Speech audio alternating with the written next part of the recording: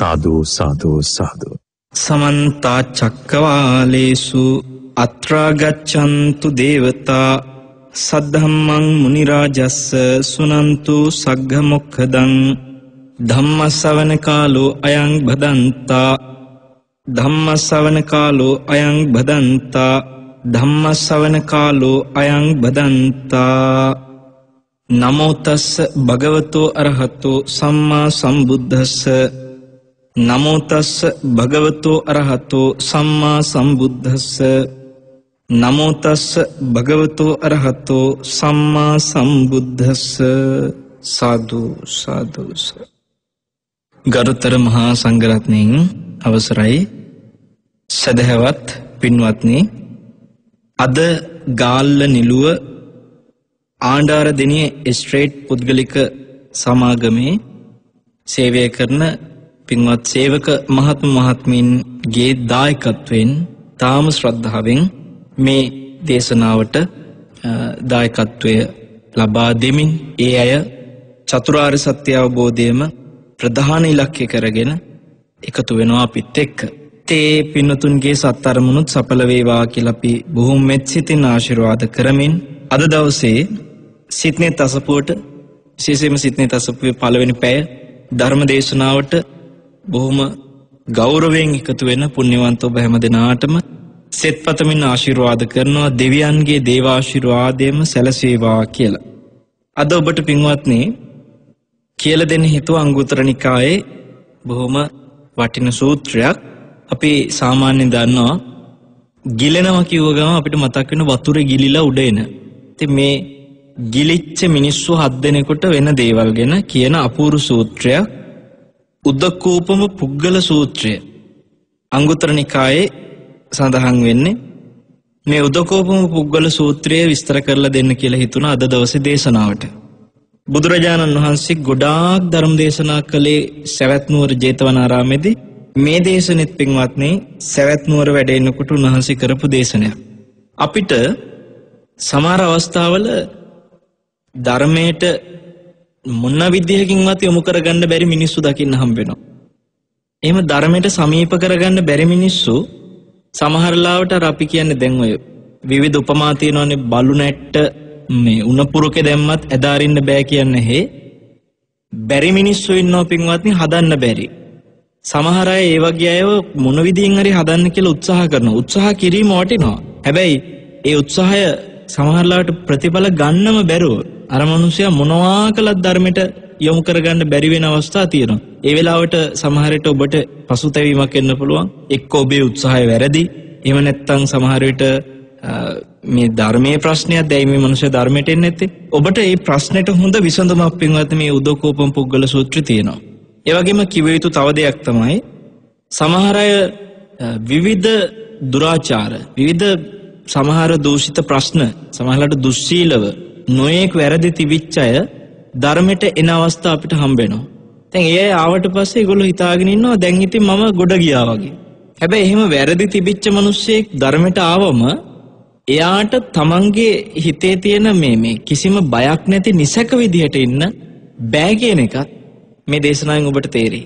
ඒ කියන්නේ පින්වත්නි ඔබ යම් ආකාරයකට නොවැඩුණු ගුණධර්ම වඩා ගත්තට ඔබට බය වෙන්න කාරණාවක් තාමත් තියෙනවා කියන එක හිතා ගන්න පුළුවන්. ඒ වගේම මාර්ගඵල ලබන ශ්‍රාවකයන්ගේ ස්වභාවය ගැන හොඳට මේ දේශනාවේදී තේරුම් ගන්න පුළුවන්. ඉතින් බොහොම වටින සූත්‍රයක් උද්දකෝපම පුග්ගල සූත්‍රය. බුදුරජාණන් වහන්සේ මේ දේශනාවේදී පුද්ගලයෝ 7 දෙනා ගැනම කියන්නේ වතුරේ ගිලිලා ඊට පස්සේ යාට වෙන්නේ මොකක්ද කියන එක. 7 දෙනාට 7 විදිහක්. අපි 7 දෙනාව තේරුම් ගමු. එකින් එක මම ඔබට මතක් කරන්නම් බුදු වදනින්. බුදුරජාණන් වහන්සේ පළවෙනි කෙනා ගැන කියනවා ඉද බික්කවේ ඒකච්චෝ පුග්ගලෝ සකින් නිමුග්ගෝ හෝති. මිනිස්සෙක් ගිලෙනවා. ඒ ගිලිච්ච මිනිස්යාව එහෙම්මම ඒ කියන්නේ එකවරක් ගිලිච්ච කෙනාව ආයි ගොඩේමක් නෑ එහෙම ගිලිලාම යනවා. ගිලිච්ච මිනිහා ගිලිලම යනවා.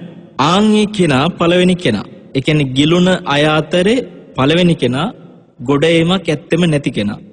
දෙවෙනි කෙනා ඉදපන වික්කවේ ඒකච්චෝ පුග්ගලෝ උම්මුජ්ජිත්වා නිමුජ්ජති. දැන් ගිලිලා ඉන්න කෙනා මතු වෙනවා. එයාගේ වාසනාවකට මතු වෙනවා. හැබැයි අවාසනාව ආයෙත් එයා ගිලෙනවා. ඒ දෙවෙනි කෙනා. තුන්වෙනි එක්කෙනා ඉදපන බික්කවේ ඒකච්චු පුද්ගලෝ උම්මුජ්ජිත්වා ටිතෝ හෝති. එයා මතු වෙනවා. මතු වෙලා එහෙම්ම එතනමයි. ගිලිලා මතු වෙච්ච කෙනා එහෙම්මම කිසි වෙනසක් නැතුව ඉන්නවා. ඒ තුන්වෙනි එක්කෙනා. මේවා පින්වත්නි උපමා. ඔබ ඒක හොඳට හිතේ තියාගෙන මේ 7 දෙනාව මතකෙට ගන්න. හතරවෙනි එක්කෙනා කවුද? ඉදපන බික්කවේ ඒකච්චු පුද්ගලෝ උම්මුජ්ජිතා විපස්සති විලෝකේති. මතු වෙනවා. මතු වෙලා වටපිට බලනවා. වටපිටාවේ දැන් ගිලිලා ඉන්න මිනිසයා මතු වුණාට පස්සේ කොහෙන්ද ගොඩට යන්නේ කියලා අනිවාර්යයෙන් වටපිට බලනවා. ඒ ගොඩබිමක් කොයි කිට්ටුවද තියෙන්නේ කියලා බලනවා. දිශාවක් හොයනවා. ආන්ගේ විදියට පින්වත්නි වටපිට බලන කෙනා තමයි හතරවෙනි එක්කෙනා. ඊට පස්සේ බුදුරජාණන් වහන්සේ පස්වෙනි කෙනා විදියට පෙන්නනවා ඉදපන බික්කවේ ඒකච්චෝ පුද්ගලෝ උම්මුජ්ජිත්වා පතරති. පස්වෙනි එක්කෙනා මතු වෙලා පීනන්න පටන් ගන්නවා. එතකොට හයවෙනි කෙනා ගැන කියනවා ඉදපන බික්කවේ ඒකච්චෝ පුද්ගලෝ උම්මුජ්ජිත්වා පතිගාදප්පත්තෝ හෝති. ඒ කියන්නේ පීනගෙන ගිහිල්ලා පින්වත්නි බයක් නැති ගැඹුරක් නැති තැනකට යා ගන්නවා. ආන්ගේ මිනිසයා හයවෙනි එක්කෙනා. එතකොට හත්වෙනි එක්කෙනා කියනවා ඉදපන බික්කවේ ඒකච්චෝ පුද්ගලෝ උම්මුජ්ජිත්වා තින්නෝ හෝති. පාරගතෝ තලේ තිට්ඨති බ්‍රාහ්මනෝ. මේ හරි බුද්ධිමතෙක්. එයා ඇවිල්ලා කොහොම හරි ගොඩ යනවා. පීනගෙන ගිහිල්ලා ගොඩ බිමටම ඈතර වෙනවා. එයා සම්පූර්ණ නිදහස් වෙනවා. ඒ හත්වෙනි එක්කෙනා. දැන් මේ පුද්ගලයෝ 7 දෙනාව ඔය විදියට පින්වත්නි උපමා කරන්නේ බලන්නකො නිකන් හිතලා ඕන කෙනෙකුට තේරෙනවනේ. සමහර ලාවට කියන උපමාව ඕන කෙනෙකුට තේරෙන්න පහසු විදියට කිව්වොත් ඒ උපමාවෙන් දේශනාවේ අර්ථ තේරුම් ගන්න පුළුවන්. දැන් අපිට වතුර ගිලෙනවා කියන එක තේරෙනවා. දැන් මේ අවුරුදු 2000 ගානකට කලින් කරපු දේශනය අදටත් ගැලපෙනවා ඒ උපමා පින්වත්නි. එතකොට ගිලිච්ච මිනිස්සේ එහෙම ගිලිලාම යනවා. දැන් ඔබ දකිනවා සමහර ලාවට මිනිස්සෙක් ගිලුණාට පස්සේ ඕන්න දැන් එයාව පේන තෙක් මානික බලනොත් කොහෙවත් නැහැ ගිලිලා ගිහිල්ලා. ඊට පස්සේ යාන්තමට කොහේ හරි මතු වෙනවා දැක්කොත් එහෙනම් අපිට හිතට හරි සතුටුයි. හැබැයි මේ මතු වෙච්ච මිනිස්සයා නැවතත් ආයි ගිලෙන අවස්ථා තියෙනවා. මතු වෙලා. එතකොට එයා තමයි දෙවෙනි එක්කෙනා. ආන්ගේ විදියට මේ අපිට තේරෙන කතා මේ සිද්ධි ටික උන්වහන්සේ ගලපන්නේ මොකටද? ඒ ගලපන විදිහ අපි දැන් විමසලා බලමු. බුදුරජාණන් වහන්සේගේ ධර්මය තුල මේ වෙලාවේ මම කියනවා ඔබ ගෞරවයක් පිහිටගෙන ඉන්නවා නම්, ඔබට ශ්‍රද්ධාවක් තියෙනවා නම්, ඔබ මේ සිත්නෙත් අසපු අහන්නෙත් එහෙම ගෞරවයක් තියෙන නිසාමයි ආයි තියෙනවා නම් කියන්න දෙයක් නෑ ඔබට. හැබැයි පින්වත්නි එහෙම ඉන්න ඔබ මේ 7 දෙනා අතරේ අනිවාර්ය එක්කෙනෙක්. ඒකත් හිතේ තියාගන්න. ඔබ මෙතන ඉන්නවා. අනිත් කාරණාව තමයි මේ ලෝකේ සියලු දෙනා මෙතන ඉන්නවා. මේ 7 දෙනා අතරේ. මෙතන ඉන්නවා ඇමරිකාවේ ජනාධිපති ඩොනල්ඩ් ට්‍රම්ප් මහත්තයාත් ඉන්නවා. මෙතන ඉන්නවා රුසියාවේ ජනාධිපති පුටින් මහත්තයා ඉන්නවා. ඉන්දියාවේ අගමැති මෝදි මහත්තයා ඉන්නවා. අපේ ජනාධිපතිතුමා. එයා කවුරුත් මෙතන ඉන්නවා. ඒ රටවල වල රටවැසියෝ සියලු දෙනා මේ ගොඩට අයිති. එතකොට මෙතන පුදුමේ තියෙන්නේ බුදු කෙනෙකුට සියලු ලෝකයාව එකට එකතු කරලා 7 දෙනෙකුට බෙදලා කියන්න පුළුවන් දක්ෂතාවයක් මෙතන තියෙනවා පින්වත්නි. ඔබට මේ 7 දෙනාව හරියට තේරුම් ගත්තට පස්සේ ඕන කෙනෙක් ගැන කිව්වට පස්සේ කියත හැකි මෙයා දැනට මේ ගොඩේ. හැබැයි සමහර ලාවට ඒව වෙනස් වෙන්න පුළුවන්. අපි බලමු පළවෙනි කෙනා උපමා කරේ කාටද? පළවෙනි කෙනා ගැන කිව්වේ ගිලිච්ච මිනිස්සයා හැමම ගිලිලම ගියා ගොඩාවේ නැහැ කියලා. මේ කාගෙනද මේ කියන්නේ? කෙනෙක් උපදිනවා මේ ජීවිතය තුළ පින්වත්නි කිසිම ශ්‍රද්ධාවක් යාට ඇති වෙන්නේ නැහැ. ඒ කියන්නේ උපදිනකොට කොහොමත් සාමාන්‍යයෙන් අපි දන්නවා ශ්‍රද්ධාවකින් නෙමෙයි කියන්නේ ශ්‍රද්ධාව කියන එක අවබෝධයෙන් ඉපදිච්ච කෙනාට පසුව ඇති වෙන එකක්. එතකොට දැන් මේ උපදිනකොට ඉන්නේ ගිලුණා හා සමානව. මොනවා තුලද මේ ගිලිලා ඉන්නේ? ඒ තමයි කුසල ධර්මයන්. එයාට උපදිනකොට එහෙම කුසල් නැහැ. දැන් සමහර ලාවට අපේ යම් යම් ජීවිත දකිනවා මේ ලෝකේ පුංචි කාලේ සෑහෙන නොඑක් අඩුපාඩු තියෙනවා. දැන් ඔය අපි ඇතැම් ස්වාමීන් වහන්සේලා අද කෝඹියෙක්වත් මදුරුවෙක්වත් මරන්නේ නැති ස්වාමීන් වහන්සේලා ඉස්කෝලේ යන කාලේ සෙල්ලම් කරනකොට නිකන් ඔය එක එක සත්තු අල්ලලා මරපු හැටි, සමහරලාට වතුරේ ඉන්න සත්තු මරපු හැටි, ඒ වගේ දේවල් සිහි කරන අවස්ථා තියෙනවා. ඒ කියන්නේ පොඩි කාලේ ශ්‍රද්ධාව සීලය කියන ඒවා නැතුව පුංචි කාලේ ජීවිතේ ගෙවුවට සමහරුන්ට එහෙම ඉන්න අතරේ ශ්‍රද්ධාව වීර්ය ආදී ඇති වෙනවා. ඒ ඇති වුණාට පස්සේ තමයි සීලයකට එන්නේ. දැන් මේ කියන්නේ ඉපදිනකොට තිබුණ ඔය සාමාන්‍ය தත්ත්වෙ මැරෙනකම්ම තියෙනවා. කියන්නේ කිසිම ධර්මයක් නැහැ මනුස්සයට. ආන් ඒ වගේ ලෝකේ ඕන තරම් ඉන්නවා පින්වත්නි. ඒතර දැන් මෙයා ගැන බුදුරජාණන් වහන්සේ වදාළේ අකුසලයෙන්ම ඉපදිලා අකුසලයෙන්ම මැරිලා යනවා. ඔහේ අකුසල් වල. එතකොට අපි ඔය මෑත කාලිනව අන්තර්ජාලෙ දැක්කා සමහර ළමයි පුංචි කාලේ තාත්තලා පුරුදු කරපු විදිහ වෙන්නේ නැති. එක ළමෙක් මම දැක්ක දවසකට සිගරට් 40ක්ද කොහෙද බොනවා. මේ තාම අවුරුද්දක්ද කොහෙද බොහොම පුංචි ළමෙක්. එනේ ඒ අවුරුද්දක දෙහික මේ චූටි ළමෙක් කිරිසප්පේ. ඒ කියන්නේ මව් කිරි බොන වයසක ළමෙක්. හැබැයි මේ ළමයා මහ පුදුම විදිහට සිගරට් බොන්න බැහැ වෙලා. මට ඒ දරුවාගේ වයස හරියට මතක නැහැ. කොහොම නමුත් පින්වත්නි ලදරුවෙක් කියන තැන ඉන්න ළමෙක්. තාම හරියට වචන කතා කරගන්න බෑ. ආන් ඒ වයසේ ළමයෙකුට සිගරට් 40ක් විතර දවසට බොන ගානට ඒ ළමයා මූණු ඉදිමිලා ඇවිල්ලා. සාමාන්‍යයෙන් අපි දන්නවා එහෙම බොන්න පුරුදු වෙච්ච අයගේ තොල් එහෙම ඉදිමෙනවා. මේ වගේ මේ ළමයාගේ මුළු ඇඟම ඉදිමිලා ගිහිල්ලා. ඉතින් අපි දන්නේ නැහැ සමහරලාට ඒ ළමයාගේ ආයුෂ උනත් කොච්චර කාලයක් තියෙයිද කියලා ඇබ්බැහි වෙලා. ඉතින් දුන්න නැත්තම් අඬන ගානට සමහරලාට ඒවා සාමාන්‍ය දේවල් වෙනවා අම්මා තාත්තත් ඒව කරනකොට. ඉතින් උපතින්ම එහෙම ළමයි සමහරලාට එනවා. කොහොම හරි අකුසලයෙන් ඉපදිලා අකුසලයෙන්ම ජීවත් වෙලා අකුසලයෙන්ම මැරිලා යනවා කියලා කියන්නේ නිකන් අඳුරෙම ඉපදිලා අඳුරෙම ඉඳලා අඳුරෙම මැරිලා යනවා වගේ. ලංකාවේ වුණත් එහෙමයි ඉන්නවා. මෙච්චර ධර්මය ඇහුණට කිසිම ධර්ම මාත්‍රයක් නැතුව ඔහේ ඉපදිලා මේ ගැන කිසිම වගේ වගක් නැති ජීවිතේට ධර්ම දේශනාවක් අහපු නැති අය ලංකාවේ නැද්ද? කොච්චර ඉන්නවද? ජීවිතේට සිල් සමාදන් වෙච්ච නැති අය කොච්චර ඉන්නවද? සමහරලාට පින්වත්නි ස්වභාවයෙන් බෞද්ධයි කියන ළමයින්ට ගෙදර පරිසරයෙන් සිල් සමාදන් වෙන්න අවස්ථාව නොලැබුණට ඉස්කෝලක සිල් සමාදන් වෙන්න සමහරලාට අවස්ථාව එනවා. ඒක නිකන් තමන්ගේ වමනාවට නැතත් බලෙන් හරි සිද්ධ වෙනවා හා සමානව තේරෙනවා. හැබැයි මට මගේ ජීවිතේ ඕන තරම් හම්බෙලා තියෙනවා ඉස්කෝලේදීවත් සිල් ගත්තේ නැති අය. ඒ කියන්නේ ජීවිතේට සිල් සමාදන් වෙච්ච නැති අය.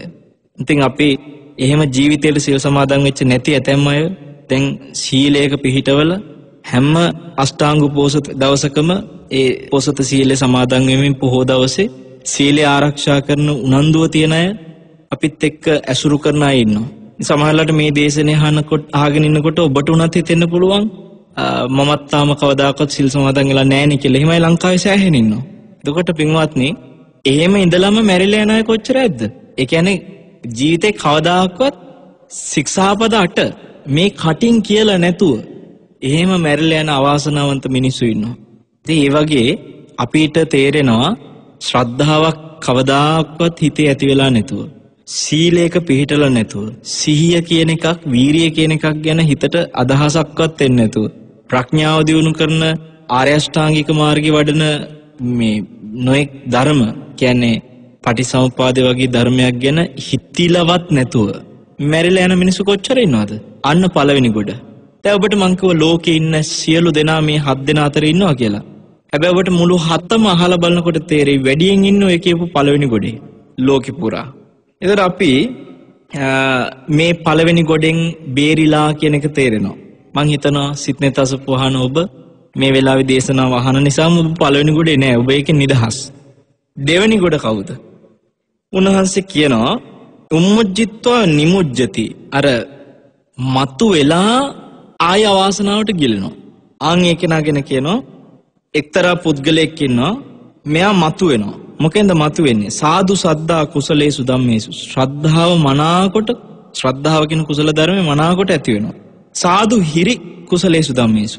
ලැජ්ජ බය ඇති වෙනවා. ඔත්තප්පයි හිරි කියන දෙකම. සාදු විරියං සාදු පඤ්ඤා. මෙන්න මේ ධර්ම ටික මොනවද? ශ්‍රද්ධාව, හිරියොත්තප්ප කියන ලැජ්ජ බය, වීරියයි ප්‍රඥාවයි. දැන් මේ ටික ඇති වුණා කියන්නේ පින්වත්නි වරදින් මිදෙනවා කියන එක. ඕනම වරදක් කරන තැනක වරද කරන්නේ ශ්‍රද්ධාව නැහැ. ලැජ්ජ බය නැහැ. ලැජ්ජ බය කියන එක තියෙන්න මොනවටද? වරදට ලැජ්ජාව තියෙනෝනේ, වරද විපාකයට බය තියෙනෝනේ. මම ආයෙත් ඔබට ඒක කියන්නම්. හිරි කියන ඔත්තප්ප කියන මේ දෙක ලැජ්ජ බය. මොනවටද ලැජ්ජ බය කියන්නේ කොනේ? කරන වරදට ලැජ්ජාවයි, ඒ වරදේ විපාකයට බයයි.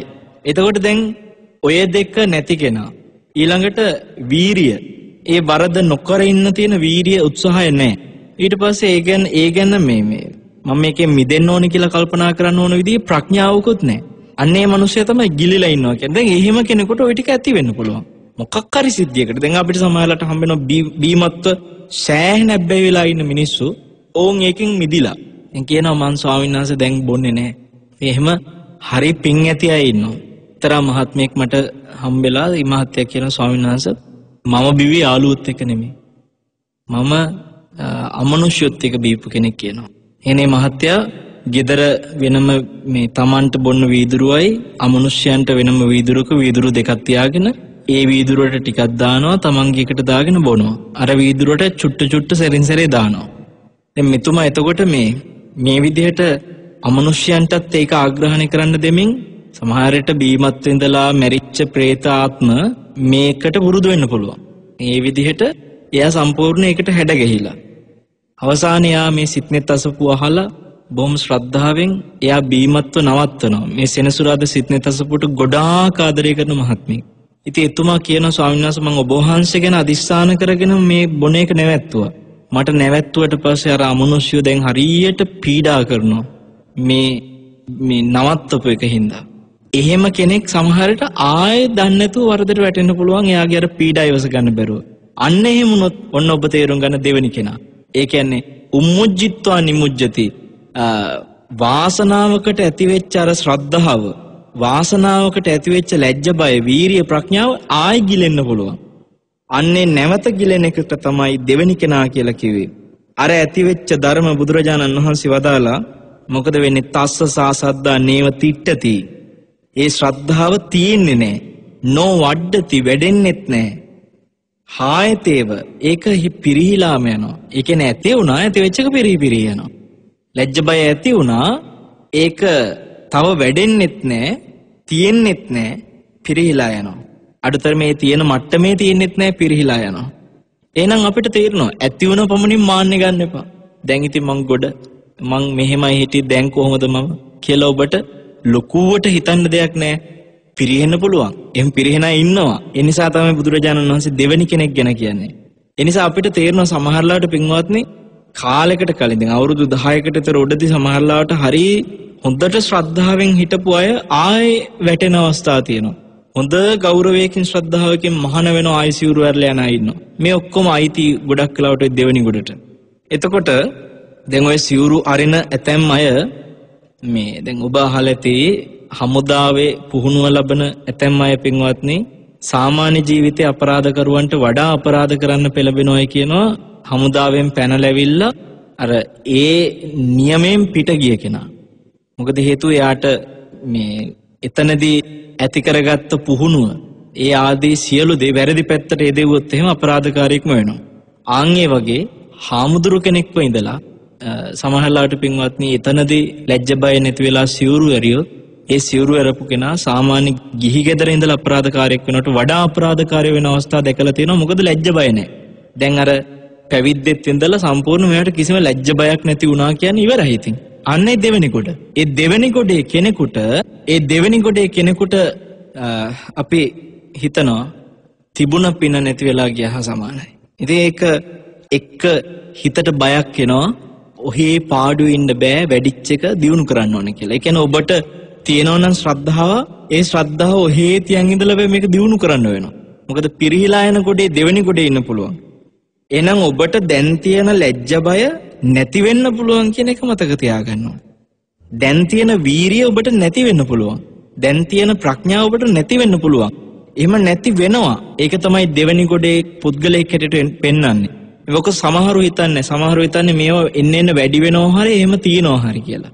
එහෙනම් මෙතනදී පැහැදිලි දැන් තියෙන කොට විතර නෙවෙයි නැති වෙන කොටකුත් තියෙනවා. මේ ප්‍රශ්න විසඳෙනවා මේ සූත්‍රات එක්ක.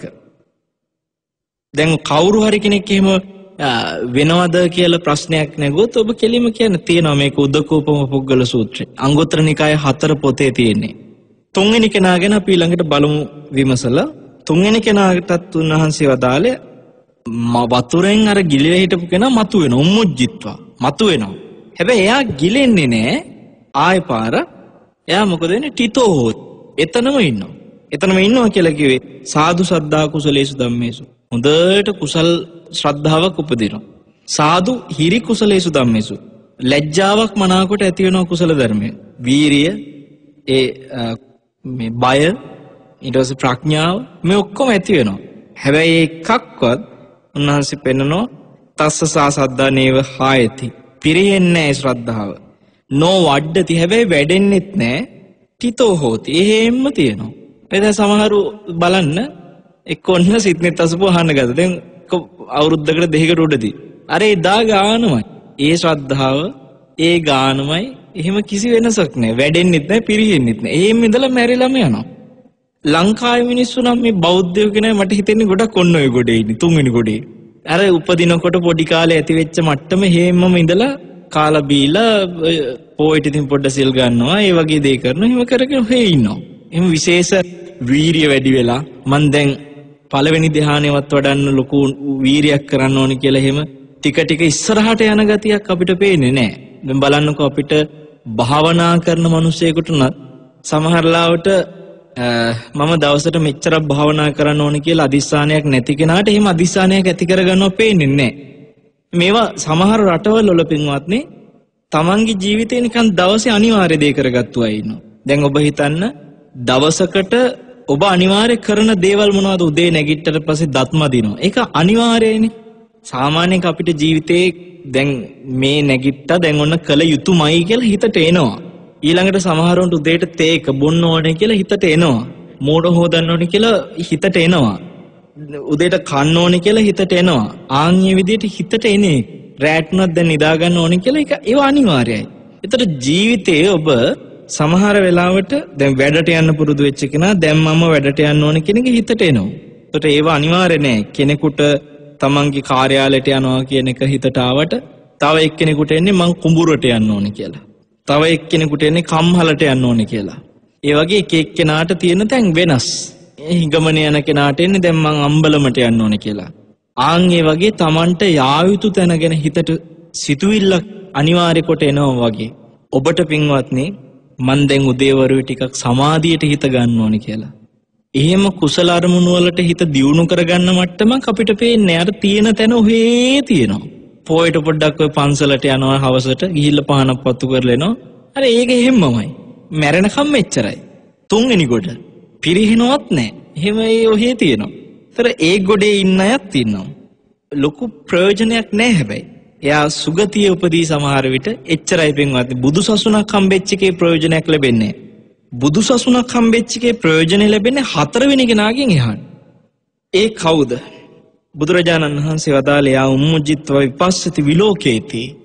මතුවෙලා වටපිට බලනවා. හොඳට බලනවා. ආන්ගේ කෙනා කවුද? මෙයාගෙන් එහා ටික අපි ටිකක් හොඳට මේ කල්පනාවෙන් සාකච්ඡා කරන්න ඕනේ. හේතුව මේ ඇවිල්ලා මේ ශාසනයේ ඉන්න ප්‍රබලම චරිත ටික. කවුද දැන් මේ වටපිට බලනවා කියලා කියන්නේ? මේ උපමාවල පුදුම අරුතක් තියෙනවා. බුදුරජාණන් වහන්සේ වදාළ එක්තරා පුද්ගලයෙක් එයා උම්මුජ්ජිත්වා මතු වෙනවා මේ වතුරෙන්. මේ වගේ කුසල ධර්ම වලින් මතු වෙනවා. එවම ඉන්න ගම එකපාරට ශ්‍රද්ධාව මතු වෙනවා. ලැජ්ජ බය මතු වෙනවා. වීරිය මතු වෙනවා. ප්‍රඥාව මතු වෙනවා. එහෙම මතුවීමක් තියෙනවා. දැන් ඒක සාමාන්‍යයෙන් මේ වෙලාවේ අපිව අහගෙන ඉන්න අය අතරේ වුණත් ඔබට හිතෙන්න පුළුවන්. සමහරවිට ජීවිතේට ධර්මය අහපු නැති අය අහන අවස්ථා තියෙනවා. දැන් එක්තරා මහත්මයෙක් අපිට මතක් කළා ස්වාමීන් වහන්සේ එතුමා තරුණ මහත්මයෙක් බොහොම මේ ජීවිතේ සෑහෙන ඔය දැන් අපි පටාචාර ගැන අහනවානේ. ඒ වගේ ඒ තරම්ම ලොකුට දරුණු නැති වුණත් එතුමාගේ ජීවිතේ සියල්ල නිකන් අහිමි වෙච්ච. ඒ කියන්නේ තාත්තා නැති වෙලා හිටියේ අම්මෝ විතරයි හිටියේ. අන්තිමට අම්මත් නැති වෙනවා. අම්මා නැති වෙලා ටික දවසක් යද්දි තමන්ගේ පෙම්වතියත් වෙන කෙනෙක් එක්ක යාළු වෙනවා. පෙම්වතියත් නැහැ. දැන් මෙයාට අම්මත් නැහැ, තාත්තත් නැහැ, පෙම්වතිත් නැහැ, කවුරුත් නැහැ. ඉතින් මෙයා මේ මහත්ය හිත හදාගන්නේ හැමතිස්සෙම ධර්ම දේශනාවලින්. ඉතින් එතුමා මේ සිත්නේ තසුප්පු වැඩසටහන සමහරවට යන වෙලාවට තමන්ගේ රාජකාරී කරන වෙලාව වෙනවලු. මෙතුමා මොකද කරන්නේ? තමන්ගේ දුරකථනයෙන් සිත්නේ තසුප්පුව දාලා ඒක පටිගත වෙන්න දාලා රාජකාරී වැඩවලට යනවා. එතකොට ඒ වැඩ කටයුතු ටික ඉවර වෙලා ආවට පස්සේ මෙතන රෙකෝඩ් වෙච්ච පටිගත වෙච්ච එක තියෙනවා. මෙයා මේක අහනවා.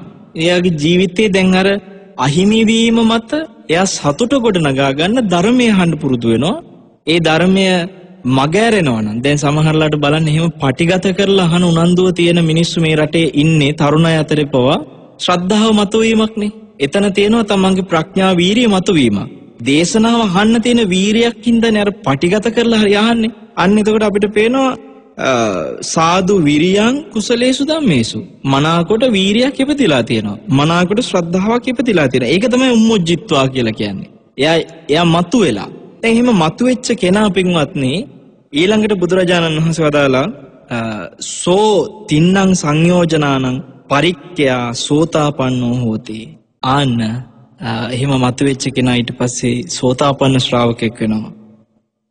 ඊට පස්සේ කියනවා අවිනිපාතෝ පාත ධම්මෝ නියතෝ සම්බෝධි පරායනෝ. එයා කවදාක්වත් මේ විනිපාත කියන්නේ දුගතියට වැටෙන්නේ නැති අනිවාර්යයෙන්ම සම්බෝධිය නිවන කරා යන කෙනෙක් වෙනවා.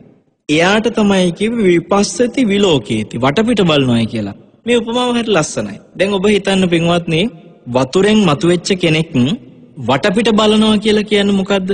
එයාට වටපිට බලනකොට දිසා තේරෙනවා.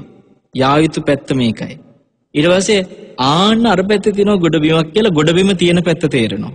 කියන්නේ දැන් මෙයාට සැක නැහැනේ. වතුරෙන් මතුවලා වටපිට බැලුවා කියවම දැන් කොයි පැත්තටද යා යුත්තේ? මට ළඟම පීනගෙන යන්න ඕන කොයි පැත්තද කියන සැකයක් නෑ. දැන් බලලා තියෙන්නේ. අතනයි ගොඩබිම කියලා පැහැදිලි. සෝවාන් කෙනා එහෙමනේ. සෝවාන් කෙනා විචිකිච්ඡා කියන සංයෝජනේ දුර වෙලා එයාට සැක නෑ. එයාට මාර්ගය පිළිබඳ පැහැදිලි. සෝතේට ආපන්න වෙනවා කියන ආර්ය අෂ්ටාංගික මාර්ගය කියන සෝත ඒකට ආපන්න වෙනවා පැමිණෙනවා. එතකොට එයා ඉන්නේ පින්වත්නි ධර්ම මාර්ගය තුල. එයාට කවදාකවත් හොඳට මතක තියාගන්න සෝතාපන්න කෙනාට කිසිම දවසක කලියුත්තේ මොකක්ද කියලා සැකයක් නැහැ. සමහර අය අපිට කියනවා මෙහෙම එකක්. මේ ස්වාමීන් වහන්සේ මට වෙලාවකට නිකන් ධර්ම ගැන කිසිම සැකයක් නැහැ කියලා හිතනවා. ඒ වෙලාවට හිතනවා මං සෝවාන් වෙලාවක්ද කියලා. මගෙන් හොක අහනකොට මට දෙන්න තියෙන උත්තරේ නැත.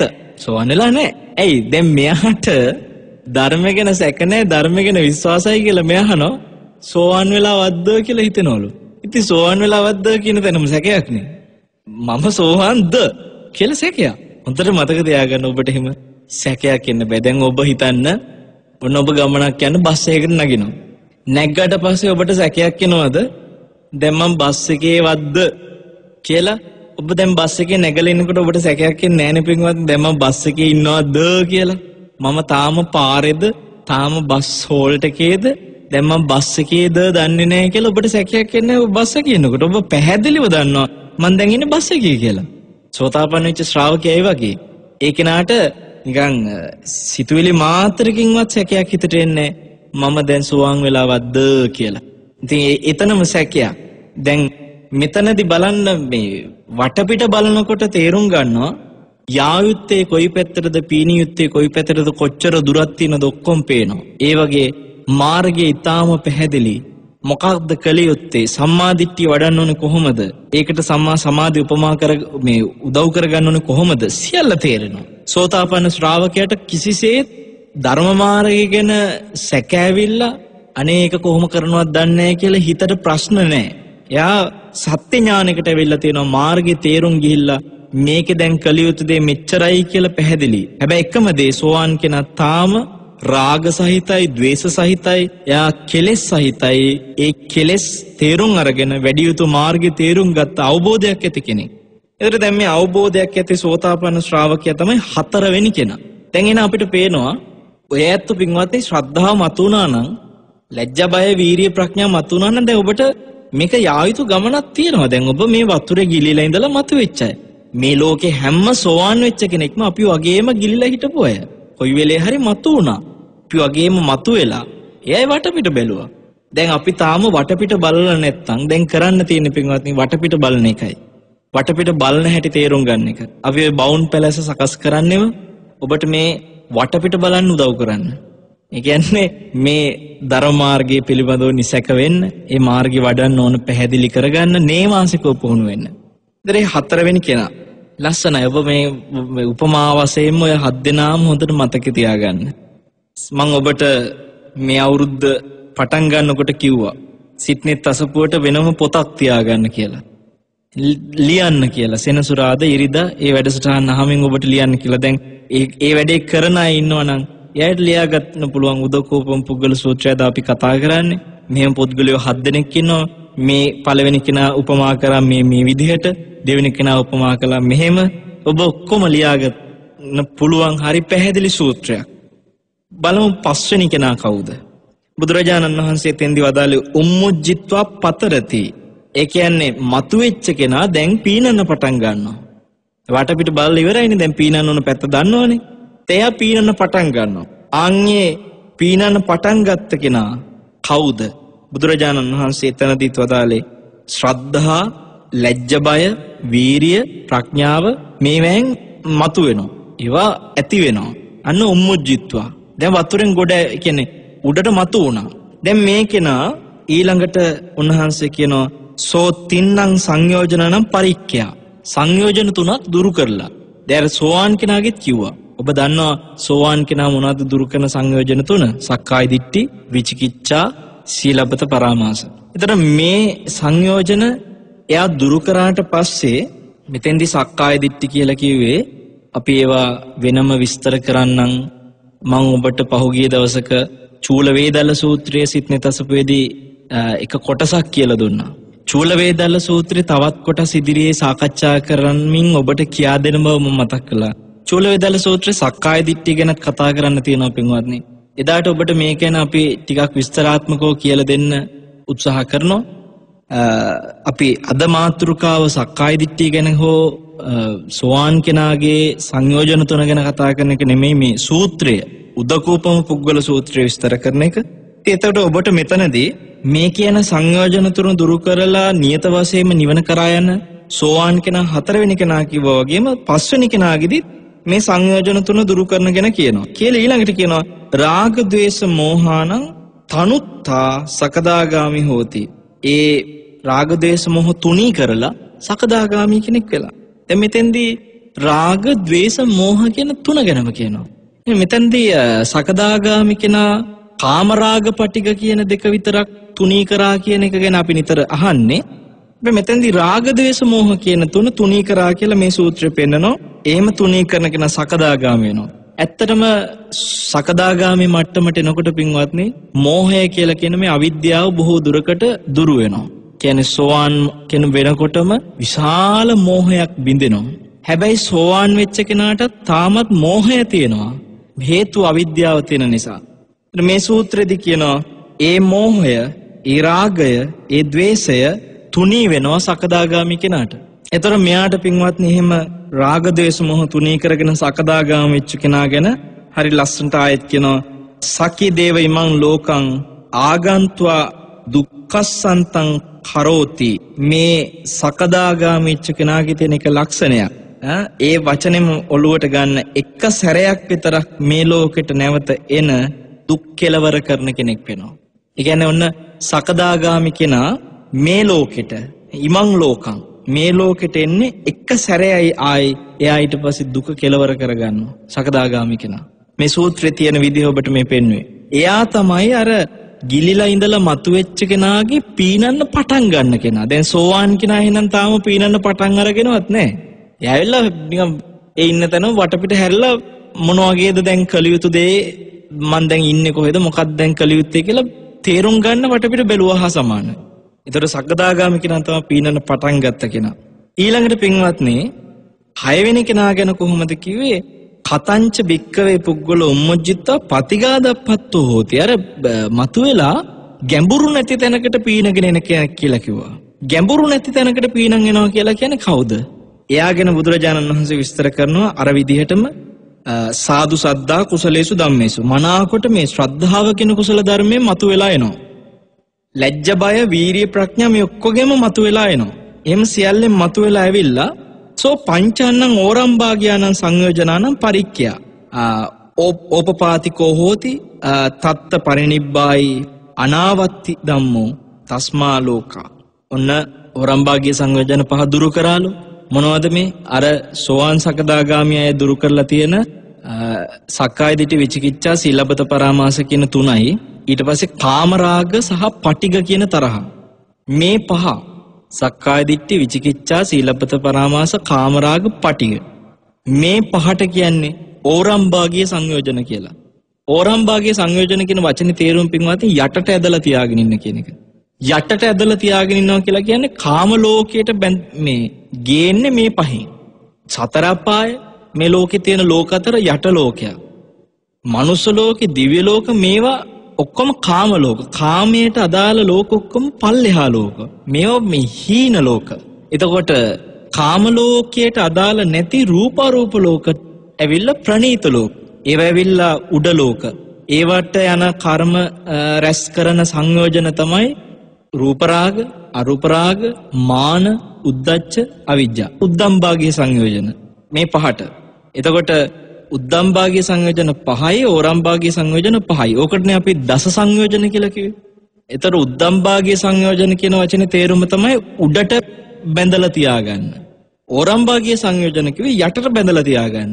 එහෙනම් යටට බැඳලා තියාගන්න කිව්වේ කාම ලෝක ටික, උඩට බැඳලා තියාගන්නවා කිව්වේ බ්‍රහ්ම ලෝක ටික. ඒතර මේවට යන සංයෝජන තමයි ඔය කිව්වේ. දැන් ඔන්න යටට බැඳලා තියාගන්න කාම ලෝක වලට ගෙන සංයෝජන පහම දුරු කරලා සංයෝජනානම් පරික්ඛ්‍යා පරිපූර්ණවම ෂය කරලා ඕපපාතිකව හොති. දැන් මෙයා මැරුණොත් එහෙම ඕපපාතිකව උපදිනවා. ඒ කියන්නේ කිලිම සුද්ධාවාස බ්‍රහ්ම ලෝකේ උපදිනවා. එහෙම ඉපදිලා නැවත කිසිසේත් යලි මේ ලෝකෙට නොයන කෙනෙක් වෙනවා. ඒ කෙනා තමයි පින්වත්නි පීනගෙන ගිහිල්ලා ගැඹුරු නැති තැනකට පීනගෙන ගියා කියලා කියන්නේ. මොකද එයාට තව එක තැනයිනේ තියෙන්නේ. සුද්ධාවාසෙන් නිදහස් වෙන්න විතරයි තියෙන්නේ. අනාගාමී මැරෙන කෙනා සුද්ධාවාසි විතරයි තියෙන්නේ. ඉතින් ගැඹුරු නෑ. දැන් ඉහිදී අනිවාර්යෙන් ඊළඟට උපදින්නේ එක ආත්මයේ ඒ ආත්මය තුලම රහත් වෙනවා. එතකොට ඒක කාම ලෝකෙත් නෙමෙයි. කාම ලෝකේ තමයි ඇත්තරම මේ ලෝකතලවල ගැඹුරුම කියලා හිතාගන්න. ඒතර අපි මේ ගැඹුරේ තාම ඉන්නේ ගිලිලා. මේ ගැඹුරේ ඉඳලා තමයි දැන් මේ පීනන්න පටන් ගන්නෙ. තාම අපි පීනන්න පටන් ගන්න තියා වටපිට බලලවත් නැත්තම් අපිට ලොකු වැඩ ටිකක් තව කරන්න තියෙනවා. අනාගාමී වෙච්ච කෙනා එහෙනම් පීනගෙන ගිහිල්ලා ගැඹුරු නැති තැනට ගිහිල්ලා බ්‍රහ්ම ලෝකේ සුද්ධාවාසි කියන්නේ ඇත්තටම ගැඹුරු නෑ. ගැඹුරු නෑ කියන්නේ දැන් අත ළඟයි ගොඩ බිමට යන්න. අනාගාමී කෙනා ඉන්නව එතන. ඒ 6 වෙනි කෙනා. අපි බලමු 7 වෙනි කෙනා කවුද? දැන් කියන්න දෙයක්වත් නෑ. ගොඩට ගිය කෙනා කවුද කියලා. තව එක්කෙනා ඉතුරු වෙලා තියෙන්නේ. එයාටත් උම්මුජ්ජිත්වත් තින්නෝ හෝති පාරගතෝ තලේ තිට්ඨති බ්‍රහ්මනෝ. එයා මතුවෙලා ඊට පස්සේ ඊතර වෙනවා. ඊතර වෙලා සම්පූර්ණ ආයේ ගිලෙන්න දෙයක් නැති තලයකට, ඒක ගල් තලයක්ද සම්පූර්ණ ආයි වතුරකට කකුලවත් තියන්න නැති ඊතර වෙන තැනටම ගිය බුද්ධිමත් කෙනා කවුද? මේ විදිහටම ශ්‍රද්ධා, හිරි, ඔත්තප්ප, වීරිය, ප්‍රඥා මේ ඔක්කොම උපදිනවා. ඒ ඉපදිච්ච කෙනා ඊළඟට බුදුරජාණන් වහන්සේ වදාලා සෝ ආසවානං කය අනාසවං චේතෝ විමුක්තිං පඤ්ඤා විමුක්තිං දිත්තේව ධම්මේ සයං අභිඤ්ඤා සච්චිකත්වා උපසම්පජ්ජ විහෙරති. මේ රහතන් වහන්සේ විමුක්තිය ලබාගෙන ආශ්‍රව සම්පූර්ණ ෂය කරලා මේ ජීවිතය තුලම පිරිනිවන් පාන කෙනෙක් වෙලා. එතකොට සම්පූර්ණ පඤ්ඤා විමුක්තිං චේතෝ විමුක්තිං එයාගේ හිත කෙලෙසුන්ගෙන් නිදහස් වෙලා ප්‍රඥාව තුලින් මේ නිදහස ලැබපු රහතන් වහන්සේ තමයි කොහෙතරට ගිය කෙනා. ඉතින් එතරට ගිය බ්‍රාහ්මණයෙක් කිව්වා. බ්‍රාහ්මණය කියලා කියන්නේ උතුම් මිනිසයා කියන එක. ඒතර දැන් බලන්න මේ විදිහට එතරට ගිය රහතන් වහන්සේ 7 වෙනි එක්කෙනා විදිහට මේ ලෝකයේ අඩුවෙන්ම ඉන්න අය. සමහරවිට 15 වෙන එකත් හරි දුර්ලභයි. ඊළඟට 6 වෙනි කට්ටිය ඊට වඩා අඩු කියන්නේ ඒ මට්ටමට දැන් අර අට්ටුමනේ ඊට ටිකක් හරි වැඩි නම් ඒ ඇවිල්ලා 6 වෙනි කට්ටිය. ඊට චුට්ටක් වැඩි නම් ඒ 5 වෙනි සකදාගාමී අය. ඊට ටිකක් වැඩි නම් ඒ 4 වෙනි සෝවාන් අය. ඊට ටිකක් හරි වැඩි නම් ඒ 3 වෙනි අර ගිලෙන්නෙත් නැති දියුණුවකුත් නැති ඔහේ එතනම ඇති වෙච්ච ගුඩ කුසල ටික තියාගෙන ඉන්න අය. ඊට පස්සේ ඉන්නේ මතුවලා හරි ගිලෙන අය. ඊට පස්සේ ඉතින් වැඩිපුරම ඉන්නේ මතුවෙන්නේවත් නැති අය. දැන් බලන්න මේ සියලු පිරිසගෙන් අපිට මුළු ලෝකෙම ආවරණය වෙන්නේ නැද්ද කියලා හිතන්න. ධර්මයේ හැසිරෙන අයයි ධර්මයේ හැසිරෙන්නේ නැති අයයි ධර්මය ගැන ජීවිතේට දන්නෙත් නැති අය ඔක්කොම ඉන්නවනේ මෙතන. දැන් එතකොට මෙතෙන්දී අපි කියමු මුස්ලිම් රටවල් වල ඉන්න මැද පෙරදිග රටවල් වල ඉන්න ධර්මයේ ගැන කිසිම කවදාකවත් අහලත් නැති ශ්‍රද්ධා වීරිය ආදී ගැන හිතලත් නැති එහෙම ඇතම් කියන්නේ මං කියන්නේ මැද පෙරදිග රටවල් වල සමහර වෙලාවට මේ අන්තර්ජාලය තුල පවා ධර්මයට විවිධ වාරණ හදලා කිසිසේත් ජීවිතේ කවදාකවත් ධර්මයක් ගැන හිතලත් නැති මිනිස්සු. අන්න ඒ වගේ අයපෝ මේ කොට ඉන්නවා. ඒතකොට මෙතන සියලු දෙනාම ඔබට පින්වත්නි මෙතෙන්දි තීරණයක් ගන්න පුළුවන් දැන් මම කොතනද ඉන්නේ තමන් ගැන. හැබැයි ඔබට මේකේ පළවෙනි කොටේ දැන් කොහොමත් නැහැ කියන එක තේරෙන ඔබ මේ ධර්මය අහන්න පටන් ගත්තු හින්දා දෙවෙනි කොටට නොවැටෙන්න ඔබේ අතේ වගකීමක් තියෙනවා. පාප මිත්‍ර වලට වැටෙන්නේ නැතුව ලැජ්ජ බය රැකගෙන මේ ගමන යන්න ඔබට වගකීමක් තියෙනවා දෙවෙනි කොටේ නොවැටි. ඊට පස්සේ ඔබ තුන්වෙනි කොටේ ඉන්නේ නැතුව ඔබට එතනින් එහාට පුළුවන් හත්වෙනි කෙනා දක්වා හැම එකටම යන්න. හරිද? ඒ කියන්නේ ඔබ එකක ඉන්නේ නැතුව ඔබට මම කැමති මේ තුන්වෙනි කෙනාගෙන් එහාට හතරවෙනි කෙනා වෙන්න, පස්වෙනි කෙනා වෙන්න, හයවෙනි කෙනා වෙන්න, හත්වෙනි කෙනා වෙන්න කියන කැමැති තැනකට යන්න පුළුවන්. ඉතින් අපිට පේනවා ඔතන හත්වෙනි කෙනා අනිත් සියලු තැන් ස්පර්ශ කරපු අය. ඒ කෙනාට මේවා මතුවෙලා වටපිට බලලා එහෙම බොහොම පුණ්‍යවන්ත ශ්‍රාවකයෝ මේ බුදු සසුන තුල ඕන තරම් බිහි වුණා. ඒක සමහරලාවට කෙනෙකුට හිතෙන්න පුළුවන් මේ කාලේ බැරුව ඇති කියලා. මතක තියාගන්න ඔබ පින්වත්නි මේ යුගයේ බැරිකමක් නෙමෙයි තියෙන්නේ. මේ යුගය තුල පින් ඇතේ නැතුව නෙමෙයි. හැබැයි මේ යුගයේ අවාසනාව අපිට නිකන් පේන්නේ චතුරාර්ය සත්‍ය අවබෝධ කරගන්න පුළුවන් හොඳ ප්‍රඥාවක් තියෙන පින් ඇති අය හරියට සරුසාර අඹ ඇට වගේ අදටත් ඉන්නවා. හැබැයි කොච්චර සරු අඹ ඇටයක් වුණත් තියෙන ගල්තලාවක් උඩ නම් ඒක මහා දැවැන්ත ගහක් බවට හැදිලා සරුසාර විදියට වැඩෙන්නේ නැහැ. එහෙම කර වෙලා වේලිලා විනාශම වෙලා යනවා ගල්තලාවක් උඩ තියෙන අඹ ඇටේ. අද ප්‍රඥාව දියුණු කරන්න පුළුවන් පින් ඇති හිත් තියෙන තරු අඹ ඇට වගේ ඔබ ගොඩක් වෙලාවට ගල්තලාවක් උඩ ඔබේ මනස තියන් ඉන්නේ. මේ ප්‍රශ්නේ අද තියෙන්නේ. දැන් නිකන් හිතන්න අපිට හිතෙනවා බුද්ධ කාලේ තමයි ගොඩාක් මාර්ගඵලලාභීන් බිහි වුණේ. ඇත්තටම බුද්ධ කාලේ මාර්ගඵලලාභීන් බිහි වුණා කියලා ඊට පසු කාලීනව එහෙම වෙන්නේ නැද්ද කියලා ප්‍රශ්නයක් ආවොත් ඔබට ඒකට හොඳ විසඳුමක් ගැන හිතට ගන්න පුළුවන්. අනුරාධපුර යුගයේ කොච්චර මේ රටේ මාර්ගඵලලාභීන් බිහි වුණාද ඔබ හිතන්නේ එතකොට පින්වත්නි මේ දඹදිවත් නෙමෙයි. ඊළඟට බුද්ධ කාලෙත් නෙමෙයි. අනුරාධපුර යුගය කියලා කියන්නේ බුදුරජාණන් වහන්සේ පිරිනිවන් පාලා අවුරුදු සියවස් කීපයක් ගිහිල්ලා. එතකොට සියවස් කීපයක් ගෙවිලා බුද්ධ කාලේ වගේම මාර්ගඵලලාභීන්ගෙන් අඩුවක් නැතුව නිතරම මගඵල ලබන අය මේ රටේ බිහි වුණා නම් එහෙනම් අපිට තේරෙනවා ඇයි අනුරාධපුර යුගයේ අදයි අතරේ මොකද්ද තියෙන ප්‍රශ්නේ? අදටත් ඒ වගේ මාර්ගඵල ප්‍රබෝධයක් හදාගන්න බැරි නෑ. හැබැයි අපිට තියෙන ගැටලුව කොතනද හැදුනේ? අපි ඒක ටිකක් හිතුවොත් අපිට තේරෙනවා අද අපිට පුළුවන් කියන එක. ඒ කියන්නේ අපිට මේක බැරි නෑ, අපිට නැති වුණා කියන එක අපිට හිතා ගන්න පුළුවන්. ඔබ දන්නවා පින්වත්නි බුදුරජාණන් වහන්සේගේ ධර්මය මේ තියෙන යුගය තුල මාර්ගඵල ලැබුවා අද කාලේ බැරිය කියලා අපිට සංසන්දනය කරන්න බැරි ඇයි? මිහිඳු මහරහතන් වහන්සේ පහළ වුණේ බුද්ධ කාලේ නෙමෙයි. ඒතර ඔබ දන්නවා මිහිඳු මහරහතන් වහන්සේ පහළ වෙච්ච කාලේ මේ රට ඇතුලේ විතරක් නෙමෙයි කොයි රටෙත්. දැන් ඔබ හිතන්න මිහිඳු මහරහතන් වහන්සේගෙන් පස්සෙත් ඊට පස්සේ දුටුගැමුණු රජතුමා පහළ වෙන කාලේ රුවන්වැලි සෑය හදනකොට රුවන්වැලි සෑය පින්කමට ඔබ අහලා ඇති කොච්චර රහතන් වහන්සේලා ලෝකේ පුරායින් වැඩියද කියලා. ඒ තරමටම ධර්ම ප්‍රබෝධයක් ශ්‍රාවකයෝ අතර හැදුනා කියලා කියන්නේ එහෙනම් අපිට පැහැදිලි බුද්ධ කාලේ විතරක් තියෙන මේ ප්‍රබෝධයක් නෙමෙයි මිනිස්සුන්ගේ මේ මාර්ගඵල ලබන ප්‍රබෝධය. ඒක ඊට පසු කාලිනවත් තිබුණා. නමුත් ඒ තිබුණ බලය අද වෙනකොට මාර බලවේගයි විවිධ බලවේග එක්ක පින්වත්නි නැති වෙලා ගිහලා විශේෂයෙන්ම බ්‍රාහ්මණ දහම අදහන අද Hindu ඇත්තු හැදිච්ච ඒ වේදය හදාරපු අය විශාල හානියක් කරා. අපිට අපේ රටේ අනුරාධපුර යුගයේ සම්පූර්ණ අනිත් පැත්ත හැරිලා ඒ තිබුණ දහම් ප්‍රබෝධය පොළොන්නරු යුගයට එනකොට සම්පූර්ණ විනාශ වෙලා. ඒ කියන්නේ පොළොන්නරු යුගයේදී Hindu බලපෑම් එකතු වෙච්ච විදිහ මේ ඔක්කොම ඔබ දන්නවා. පරාක්‍රම බහු රජතුමාගෙන් පස්සේ කාලිංග මාග ඇවිල්ලා 24000ක් යෝධයෝ ගේනකොට කේරළෙන් ඒ අය ඇවිල්ලා මේ රටේ කරපු හානිය අවුරුදු 21ක් රජකම් කරමින් මේ රට පුරා මිත්‍යා දෘෂ්ටිය ව්‍යාප්ත කරපු විදිහ ඊට පස්සේ සීතාවක රාජසිංහ වගේ තව රජවරු Hindu බලපෑම් මිනිසුන්ට එකතු කරලා සම්පූර්ණ සම්මාදිට්ඨියෙන් ඈත් කරලා මිත්‍යා දෘෂ්ටියත් එක්ක එකතු කරෙව්වා.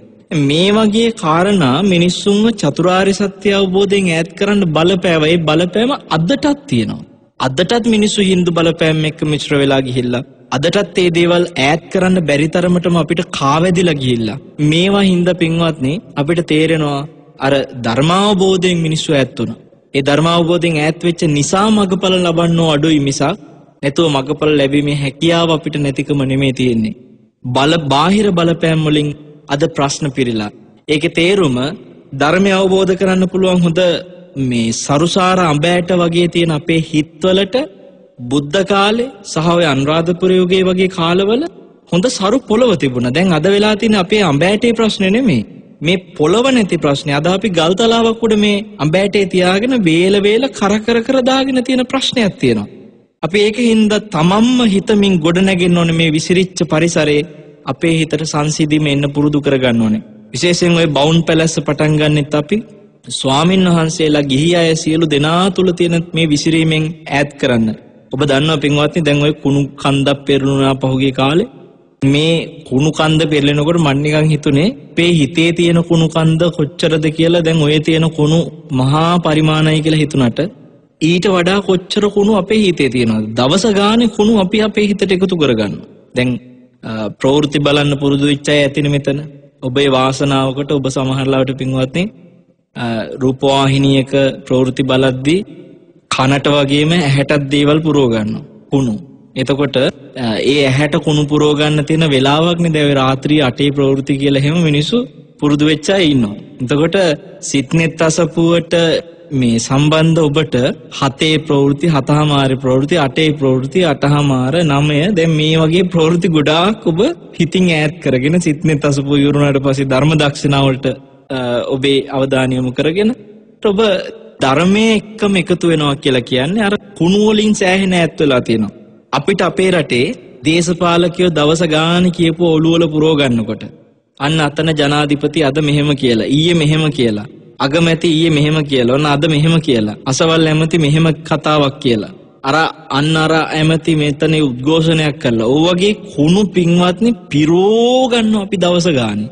ඉතින් එතකොට මේවෙන් විසිරෙනවා. කිසිම සංසිඳීමක් නැහැ. ගැටි අපි ඒ එකතු කරගන්න කුණු ඇලීම් ගැටීම් එක පුරව ගන්න කුණු මං කියන්නේ ඒව තමයි අපිට ගල් තලාවල්. මේ වගේ ගල් තලාවල් අද සෑහෙන පිරීලා. ඒ නිසා අපිට ධර්මය අවබෝධ කරන පින නැහැ. ඉතින් ඒකින්ද මේ වතුරෙන් මතුවෙච්ච මිනිස්සයා ගිලෙන විදිහට තමයි අද සියලු පරිසරය හැදිලා තියෙන්නේ. ඒ මතුවෙච්ච මිනිස්සයා වටපිට බලන්න තියෙන පින අද අහිමි කරගෙන තියෙන්නේ අපි බාහිර පරිසර වෙනස් කරගත්තු නිසා. ඒ නිසා ඔබ කල්යාණ මිත්‍රය ඇසුරු කරන්න. ඔබට පින්වත්නි වටපිට බලන්න තියෙන අවස්ථාව තමයි කල්යාණ මිත්‍රයෝ. ඒ කල්යාණ මිත්‍රයාගේ ඇසුර ඔබේ ජීවිතේ චතුරාර්ය සත්‍ය අවබෝධ කරන්න උවමනා විදිහටම සමීප කරගන්න. ඒකට සුදුසු පරිසරය ඇසුරු කරන්න. ස්වාමින් වහන්සේලා ඔබත් එක්ක යම්කිසි විදිහකට මග පෙන්වන පරිසරයක් ගොඩනගනවා නම් ඒ පරිසරයට එකතු වෙන්න. දැන් අපිට බවුන් පැලැස්ස ගැන තොරතුරු සාකච්ඡාවෙදිත් කතා කරන්න පුළුවන්. අපි ගොඩාක් හිතේ බලාපොරොත්තුවක් තියෙනවා මේ රට ඇතුලේ සමාධියට තියෙන උනන්දුව නැති වෙලා ගිය අපේ හිත්වලට මේ සමාධිය පුරුදු කරගන්න. ඔය ඇතැම් විදේශිකයෝ භාවනාවට හිත හොඳට පුරුදු වෙච්ච විදේශිකයෝ අපේ ඇත්ත කතාව දන්නවා. නෙදර්ලන්තේ භාවනා කරන අම්මා කෙනෙක්, ඒ නෙදර්ලන්ත ජාතික නෝන කෙනෙක් බවුන් පැලැස්ස ගැන දැනගත්තට පස්සේ ඇය හිමාලේ පවා භාවනා කරන මහත්මිය. ඉතින් ඇය ගත් කරටම අහලා තියෙනවා ලංකාවේ මිනිස්සු දන් දෙන්න පුරුදු වෙච්ච අය මිසක් භාවනා කරන්නේ නැහැ. කුටි 100ක් හදන්නේ මොකටද කියලා අහලා තියෙනවා. එතකොට මේ ඇත්තටම අපිට තේරෙනවා බවුන් පැලැස්ස හදන්න උදව් වෙයි. බවුන් පැලැස්ස හැදුවට පස්සේ දාන දෙන්න උදව් වෙයි. හැබැයි බවුන් පැලැස්ස භාවනා කරන්න කී දෙනෙක් ඉද කියලා ඊළඟට ප්‍රශ්නයක් තියෙනවා. නමුත් ඒ අඩුව තියෙනවා කියලා නොකර ඉන්න එක නෙමෙයි අපි කළ යුත්තේ. අඩුව පුරවන්න කොහොම හරි මේක හිත පුරුදු කරන එක. ඉතින් ඔබ මෙතෙන්දී පින්වත්නි මමත් කොහොම හරි මේ වතුරෙන් මතුවෙලා වටපිට බලන කෙනෙක් වෙන්න ඕනේ. පීනන්න පටන් ගන්න ඕනේ. ගැඹුරු තැනකට පීනගෙන යන්න ඕනේ. පීනගෙන ගිහිල්ලා කොහොම හරි ඒගොල්ලට යන්න ඕනේ කියලා ඔබ අදිස්ථානයක් හදා ගන්න ඕනේ. ඒතර ඔබට මේ උදකෝපම පුද්ගල සූත්‍රය තුල මට විශේෂයෙන්ම තේරුම් කරලා දෙන්න ඕනේ සමහර අය මේ ධර්මයට ආවට පස්සේ හරි පුදුම විශ්වාසයක් හදා ගන්නවා. දැන් ඉතින් මං හරි කියලා. කියන්නේ දැන් මට ශ්‍රද්ධාව ආවා. දැන් ඉතින් මං නිකන් බේරුණා වගේ. නමුත් අර වටපිට බලන තැනට යනකම් එහෙම බේරිල්ලක් තියනවා කියලා හිතන්න එපා. දැන් මේ ජීවිතේ අපි කිව්වේ අර තුන්වෙනි එක්කෙනා. ඒ කියන්නේ වතුරෙන් උඩට මතුවෙලා පිරෙහෙන්නේ නැතුව එහෙම ඉන්නවා කියලා කිව්ව තුන්වෙනි එක්කෙනා.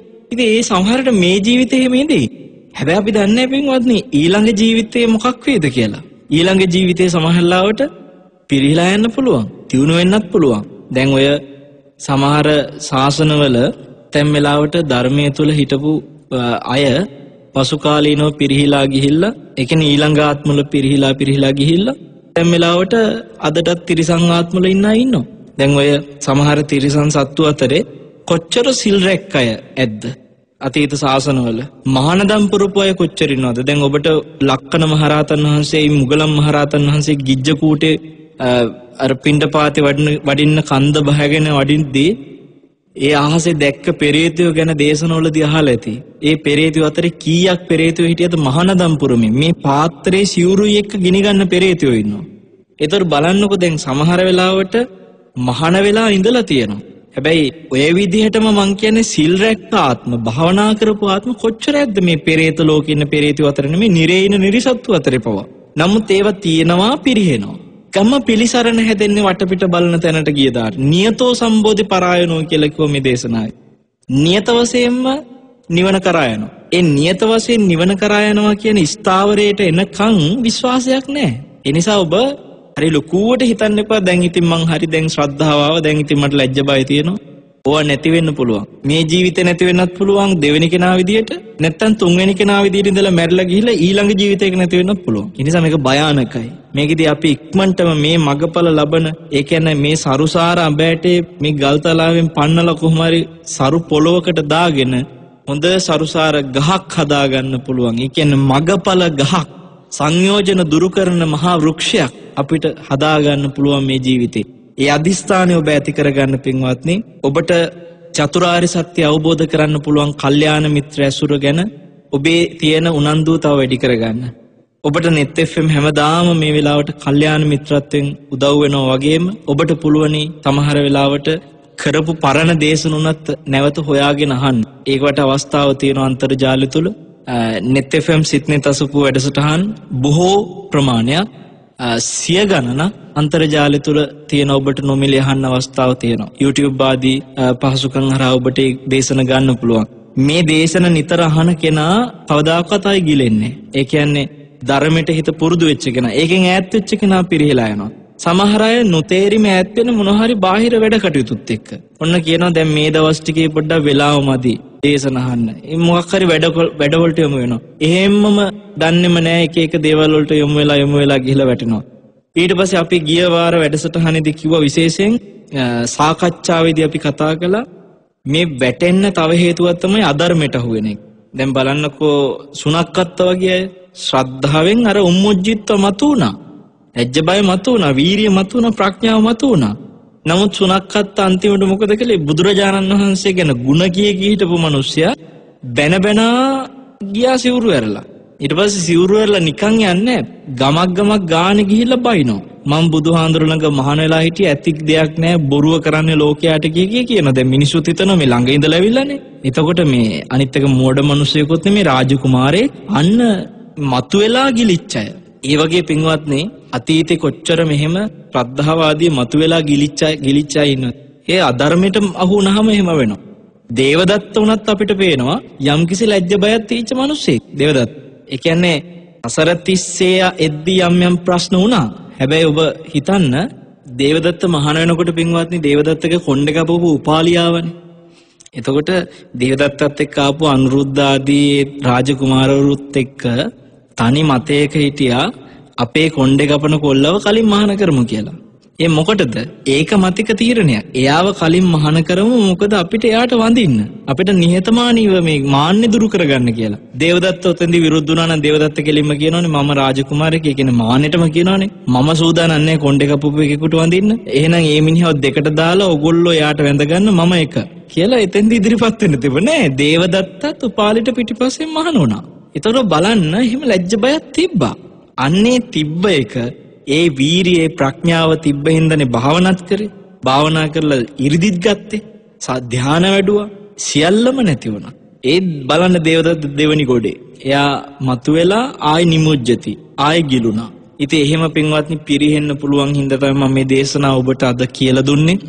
ලොකුවට මේ මන්නම් දැන් උඹලකට කෑල්ලක් කන්නේ කියලා ලෝකෙට කියා පුරසාරන් දොඩන එක පැත්තක දාලා අපිට ඉස්සරහට යන්න ඕන වටපිට බලන තැනට යන්න ඕන කියන එක හිතේ තියාගෙන අදිස්ථානයක් ඇති කරගන්න මේ උදකෝපම පුද්ගල සූත්‍රය ඔබට උපකාරී වේවා කියලා ඊටාම හදවතින් ආශිර්වාද කරමින් ඔබට සිහිපත් කරනවා මේ ගෞතම බුදුසසුනේම ඔබට මේ මතුවෙච්ච ගමනේම කොහොම හරි වටපිට බලලා පීනන්න පටන් අරගෙන ගැඹුරු නැති තැනකට ගිහිල්ලා ඒ ගොඩටම යන්න භාග්‍ය වාසනාව සැලසීවා කියලා ආශිර්වාද කරනවා සාදු සාදු සාදු ආකාසට්ටා ච බුම්මට්ඨා දේවානාගා මහිද්దికා පුඤ්ඤන්තං අනුමෝදිත්වා චිරං රක්칸තු ශාසනං චිරං රක්칸තු දේශනං චිරං රක්칸තු ත්වං සද්ධාති